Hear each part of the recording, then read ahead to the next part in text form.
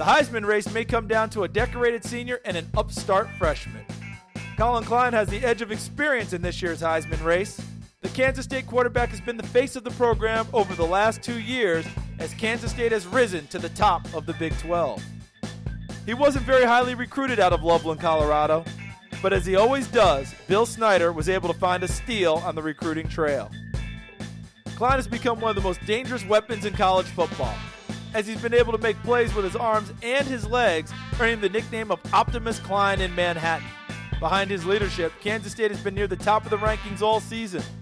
And as the leader of one of the nation's top teams, he should get a lot of Heisman votes. The hottest name in the Heisman race over the last month, however, has been Johnny Manziel.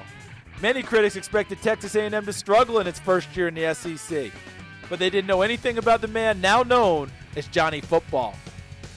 A native of Kerrville, Texas, Manziel has been putting up gaudy numbers all season with his blinding speed and surprisingly strong arm. But he really didn't jump into the thick of the Heisman race until he took down arguably the top defense in America, Alabama, right on its home field in Tuscaloosa. No freshman has ever won the Heisman Trophy, but Johnny Football stands as good a shot as any. It's tough to win the Heisman if you play defense.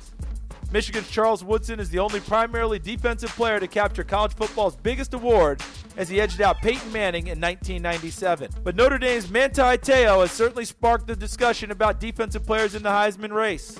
The fast, powerful linebacker has been the unquestioned leader of the Fighting Irish. Their defense has been the biggest reason behind their surprising success. He's not only a great tackler, but is also among the nation's leaders in interceptions.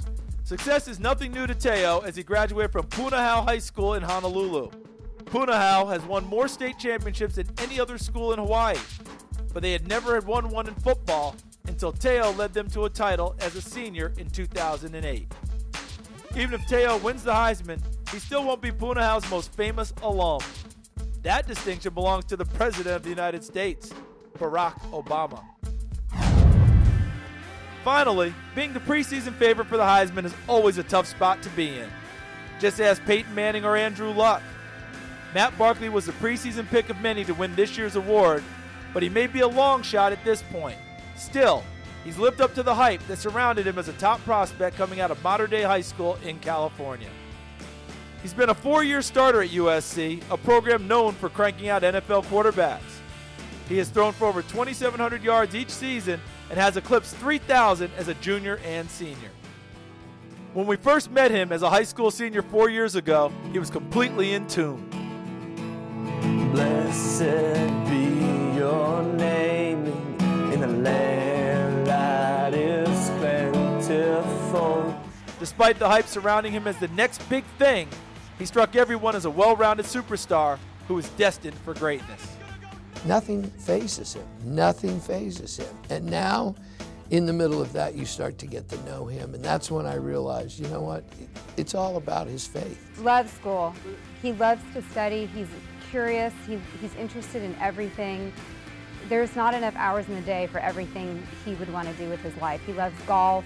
He's fascinated by politics, by the world. Academics I take just as important as athletics, and God gave me a brain, and so I plan to use that to its the best ability, and I don't mind, learning. It's not a bad thing.